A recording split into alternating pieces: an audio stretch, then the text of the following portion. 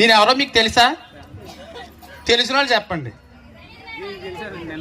నేను ఒక ఇజ్రాని, కానీ మీరు పూర్తి పురుషులు, పూర్తి స్త్రీలు.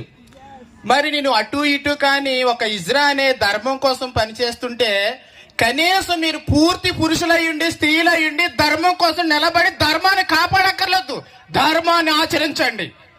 ఎవరు వచ్చినా సరే మతం మారమంటే నేను హిందువుని, ఇది హిందూ దేశం, నువ్వెవడోరా నన్ను మతం మారడానికి అని చెప్పి అడగండి గట్టిగాని. మీరు పోరాటం చేయక్కర్లేదు. జై శ్రీరామ్. మీరు పోరాటం చేయక్కర్లేదు, కనీసం ధర్మాన్ని ఆచరించండి, పాటించండి. పరాయి మతాన్ని గౌరవించమంటే పరాయి మతంలోకి వెళ్ళిపోయి ప్రార్థన చేసుకోవడం కాదు. నేను ఒక ఇజ్రాగా మీకు చెప్పాను, కానీ గతంలో నేను ఒక ఎక్స్ క్రిస్టియన్.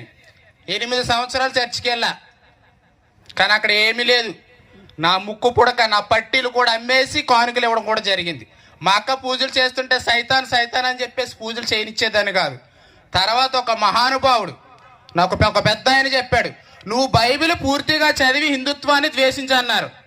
సరే ఎందుకు అన్నారా అని చెప్పి, అవును దేవుడిదే కదా, చదవాలి చదవాలి అని చెప్పి ఇంట్రెస్ట్తోని కంఠస్థం పట్టేశా. కనీసం ఒక 10 మంచి మాటలు కూడా లేవు.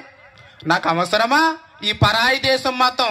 నా దేశాన్ని, నా ధర్మాన్ని దూషిస్తున్నానా బాబోయ్, నా అమ్మ నాన్నలు ఇచ్చిన సనాతన ధర్మాన్ని వదిలేస్తున్నానా అని భయం వేసి పక్కన పెట్టి నా ధర్మంలోకి స్వధర్మంలోకి వచ్చి హిందూ ధర్మం కోసం ఫైట్ చేస్తున్నా.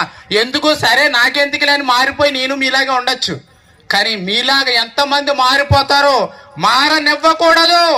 ఈ దేశం హిందూ దేశం అని చెప్పి కంకణం కట్టుకుని నాకు ఎన్ని ఇబ్బందులు జరిగినా, నన్ను ఎన్ని బెదిరింపులు కావాల్సి వచ్చినా, ఎంత పాస్టర్లు ఎంతమంది బెదిరించినా, ఎంతమంది క్రిస్టియన్లు బెదిరించినా తగ్గేదే లేదంటూ ధర్మం కోసం నిలబడ్డా. జై శ్రీరామ్. జై శ్రీరామ్. ఈ నెలలో ఖచ్చితంగా మన గిరిజన ప్రాంతాలకి ఈ గొర్రెలు మందల కింద వచ్చి మన అమాయకమైన గిరిజనుల్ని, మన హిందూ బంధువుల్ని రొట్టె ముక్కలు, చాక్లెట్లు, బిస్కెట్ ప్యాకెట్లు, రగ్గులు, స్వెటర్లు ఇచ్చి వాళ్ళ సేవ అని కార్యక్రమం దొంగ పేరు పెట్టుకుని దొంగ ముసుగులో వచ్చి మనల్ని మతం మారుస్తారు.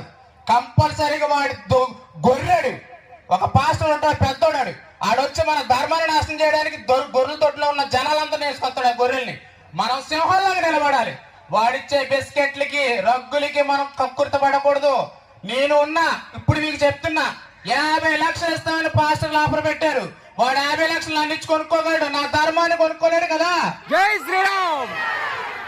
అలాగే మీరు కూడా వాడిచ్చే బిస్కెట్లకి, చాక్లెట్లకి కక్కుర్త పడి తీసుకోకుండా, నేను హిందువుని, నీకు కావాల్సి నేనేస్తా.